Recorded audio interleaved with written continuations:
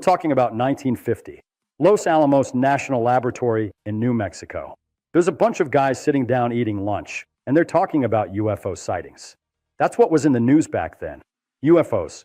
And one of these guys is Enrico Fermi. You might have heard of him. Brilliant physicist, helped build the first atomic reactor. Really sharp guy. And Fermi, he's listening to all this talk about UFOs and flying saucers. And suddenly he asks a question. He just turns to his colleagues and says, "Where is everybody?"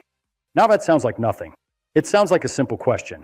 But what he meant was, if the universe is so big, if there are so many stars, so many planets, and life is a natural thing that happens, where are all the aliens? Why haven't we seen them? Why haven't they visited us? If they exist, and if they're advanced enough to fly between the stars, shouldn't they be here already? This is what became known as the Fermi paradox, and I want to tell you why it's not just a cute question from a lunch conversation. It's actually the beginning of something very interesting. You see, at the time, people didn't really think scientifically about this. They talked about aliens the way they talk about them in the movies. Just imagination, speculation. But Fermi did something brilliant. He sat there and he started calculating. Not with a calculator. In his head, he started saying, okay, how many stars are there? How many of those stars have planets? Out of the planets, how many are suitable for life?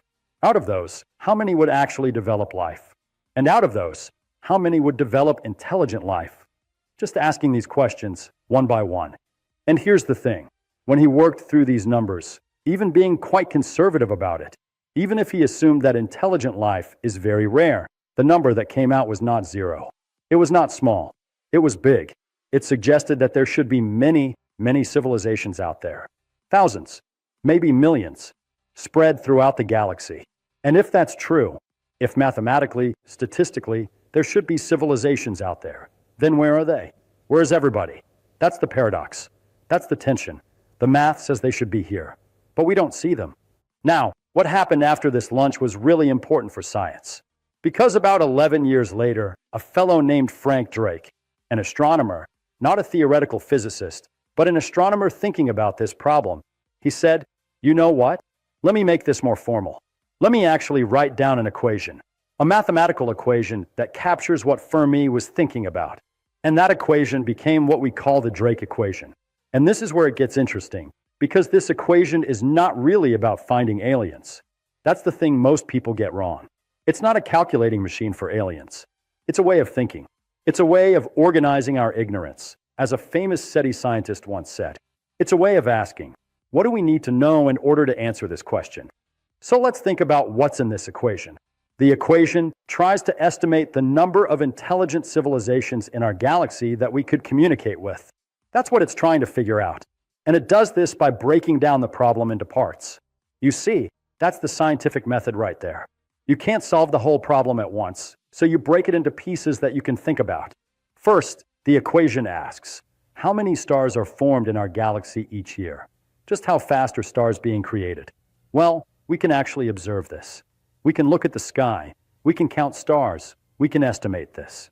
It's not easy, but it's not impossible. The answer is somewhere around 10 new stars per year in the Milky Way. Maybe a few billion stars have formed since the galaxy started. Okay, that's the first piece. Next question. What fraction of those stars have planets? Now, this is interesting because back when Drake was thinking about this in 1960, we didn't know if any stars had planets. We didn't know. We only knew about the planets around our sun. We didn't know if that was common or if we were special. It was pure speculation. People had theories. Some scientists thought planets were very rare. Maybe planets only form when stars collide, which is extremely rare. Other scientists thought planets were common, but we didn't know. It was one of the great unknowns. That all changed, though. In the 1990s, we started discovering planets around other stars. And now, we've found thousands of them. Thousands. And you know what we learned? Planets are common. Most stars have planets. Maybe most stars have many planets. So this term in the Drake equation, which was pure guesswork before, it's still not perfectly known, but we've got pretty good evidence that it's a pretty big number. Maybe one, maybe more than one planet per star. Let's say on average, at least a few planets per star. Now the next question, on how many of those planets could life actually exist? This is about the conditions necessary for life as we understand it. You need liquid water, probably. You need a stable climate. You need a planet in the right distance from its star, not too hot, not too cold. The habitable zone, they call it. You need the planet to have the right composition. These are specific things, but they're not impossible things. And when astronomers started thinking about it, with all the planets we've discovered, with all the different systems we've seen, it seems like there are a lot of planets in these habitable zones. Millions, maybe, just in our galaxy. But here's where it gets tricky. Here's where the question becomes really interesting. Because knowing that a planet could have the conditions for life is very different from saying that life actually develops there. That's the next question in the equation. How many of those habitable planets actually have life on them? Now, this is where we really don't know much. We have one example, Earth. One. That's all we have.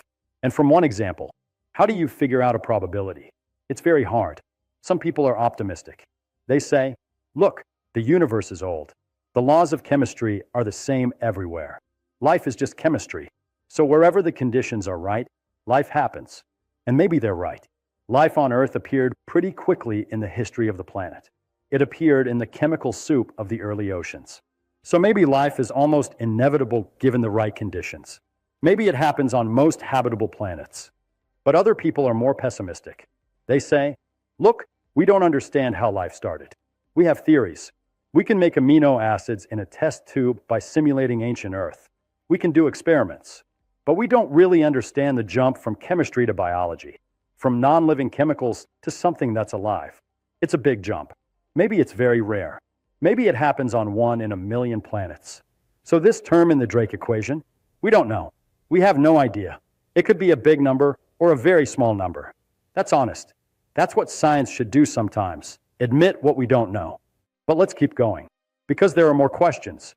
Assuming life develops on a planet, how much of that life becomes intelligent? Now, here's something interesting. We know that intelligence developed on Earth. Humans are intelligent. We can talk. We can use tools. We can figure things out. But how common is intelligence? You see, life on Earth, most of it is not intelligent. Most of it is bacteria. Even among the animals, intelligence is rare. You have some mammals that are pretty smart. Some birds. Dolphins are clever. But true intelligence, the kind that builds civilizations and makes technology, that's rare on Earth. And intelligence developed only recently. We're talking billions of years of life, and intelligent life for only a few million years. A tiny fraction of the time. So here's the question.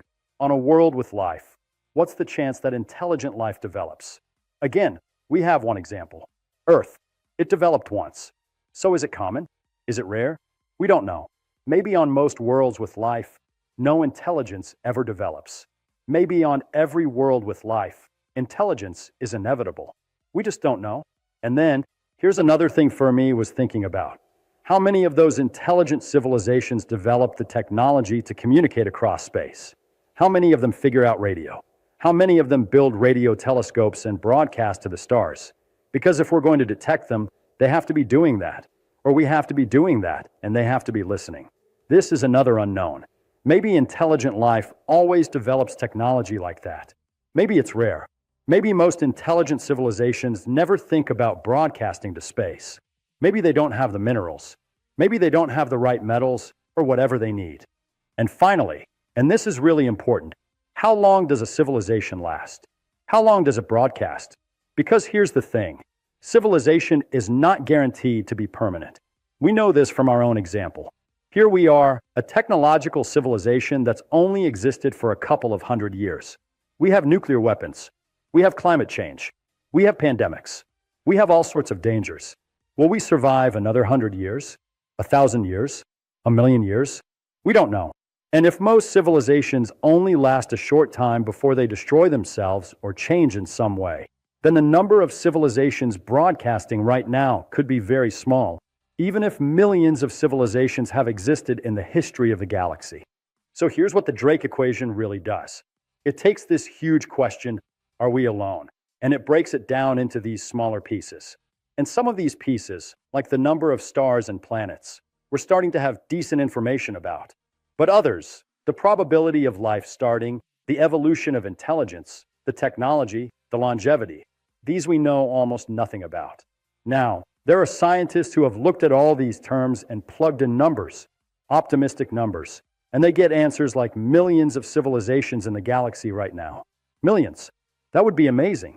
And other scientists plug in pessimistic numbers. Thinking life is very rare, intelligence is very rare, and they get answers like maybe 1 or 2 civilizations in the entire galaxy. Or maybe we're alone. But here's the key insight, and this is where it gets philosophical in a scientific way. The Drake equation doesn't really solve the paradox. It just makes the paradox clearer. It makes the question sharper. Because if you plug in any reasonable numbers, even if you're quite pessimistic, you still get a number bigger than 0. You still get something. And yet, we look around and we don't see anything. No signals, no visits, no evidence, nothing. So that's the paradox. And now, this is where science does what it does best. It takes a paradox and it asks, what resolves this? What explains it?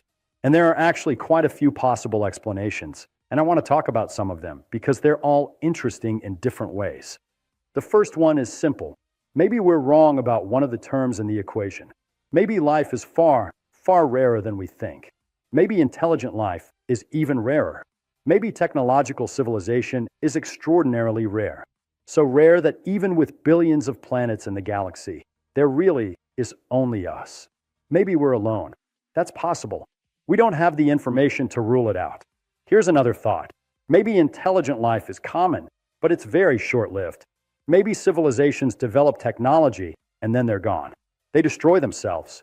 They change into something else. Maybe every civilization lasts only a couple of 100 years, like us so far.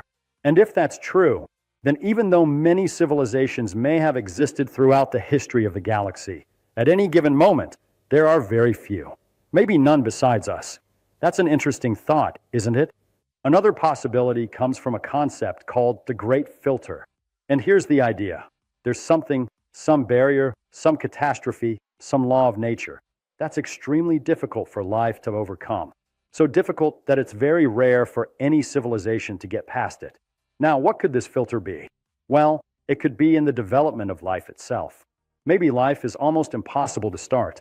It happened on Earth, but maybe that was incredibly lucky. Maybe it almost never happens. Or maybe the great filter is in the development of intelligence. Maybe for every billion worlds with life, only one develops intelligent life. If that's the case, then we'd expect fewer civilizations than the optimistic Drake equation estimates. Or maybe the great filter is in the survival of technology. Maybe civilizations develop nuclear weapons and weapons of mass destruction, and they always destroy themselves. They always have wars that end everything. Maybe any civilization smart enough to make technology is also destructive enough to destroy itself. That's a dark thought, but it's possible. And if that's the great filter, then we're at it right now. We're at the stage where we've developed powerful technology, and the question is whether we survive. Then there's another possibility. Maybe aliens are there, but they've decided not to contact us. Maybe there's something like what some science fiction writers called the Prime Directive. Maybe advanced civilizations have made a decision that they don't interfere with younger civilizations. They leave us alone. We're like a nature preserve. They're out there, watching, but not contacting. And maybe that's why we don't see them. Or here's another thought. Maybe they're not communicating at radio waves at all. Maybe by the time a civilization gets really advanced, they use some other form of communication. Maybe they use something we haven't even thought of. Maybe they transmit through some medium we don't understand. Or maybe they don't broadcast at all. Maybe they just don't do radio. Or consider this. Maybe interstellar travel is just impossible. Maybe the laws of physics really don't allow faster than light travel. And the distances are so huge that sending a spacecraft even to the nearest star takes thousands of years. Maybe civilizations can't travel to visit each other. They can only communicate by radio over these enormous distances. And if communication is difficult, or if civilizations don't have the same languages or the same ideas, they might not be able to understand each other. All of these are possibilities. And the beautiful thing is that they're all testable ideas in principle. They're all scientific ideas. They lead to different predictions. Some lead to the prediction that we should be hearing signals. Some lead to the prediction that we shouldn't. And we can go out and look. And that's why the Fermi paradox and the Drake equation actually changed science. Because after Fermi asked his question, and after Drake formalized the thinking, scientists decided to actually search. They built radio telescopes. They pointed them at the sky. They said, let's look for signals. Let's see if we can hear anything. And this led to something called SETI, the search for extraterrestrial intelligence. And scientists have been doing this for decades now. Now, 50 years of SETI has not found anything. No signals, no messages, no evidence. And you know what? That's actually data. That tells us something. It tells us that either the signals aren't there or we're not hearing them for some reason. And that constrains the Drake equation. That tells us something about those terms we don't understand. But here's what I think is really important. And this is the thing I want you to understand. The Fermi paradox and the Drake equation didn't end the alien debate. They changed it. They took it out of the realm of pure speculation and put it into the realm of science. Suddenly, the question wasn't, is it possible? Or do you believe? The question became, what do the numbers tell us? What do the observations tell us? What do we need to measure? And that's a much better question. You see, this is what physics does. It takes a big, undefined question and it breaks it down into pieces that you can actually think about and measure. It takes something mysterious and it makes it less mysterious by asking the right questions in the right way. Now, we still don't have the answer to Fermi's question. We still don't know if there are aliens out there. We still haven't heard from anybody. And that's interesting. That's very interesting. Because the absence of evidence, in this case, IS evidence, if we calculated that there should be millions of civilizations and we don't see any, that tells us something. It tells us that our assumptions might be wrong somewhere. It tells us that one of those terms in the Drake equation might be very different from what we thought. So the debate about aliens is not over. It's just changed. Now it's a scientific debate. It's about what we need to learn. It's about how life actually starts, how common intelligence is, how long civilizations last, what they do when they get advanced. These are real scientific questions. And to answer them, we need to learn more about life on Earth. We need to discover more about planets around other stars. We need to do more SETI searches. And here's what I find beautiful about all this. It starts with one man at lunch asking a simple question. Where is everybody? That question, that simple question, led to an equation. That equation led to a framework for thinking about life in the universe. And that framework is guiding real scientific research, real observations, real telescopes, real people trying to answer the question. That's how science works. You start with curiosity. You ask a question that seems simple, but is actually deep. You think about it carefully. You break it down. You figure out what you'd need to know to answer it. And then you go and you try to find out those things. We still don't know if we're alone in the universe, but we're asking the right questions now. We're looking in the right ways. And that's what science is. It's not about having all the answers. It's about having good questions and being willing to look for the answers. So the next time somebody asks you about aliens, you can tell them about Fermi. Tell them about Drake. Tell them about the equation.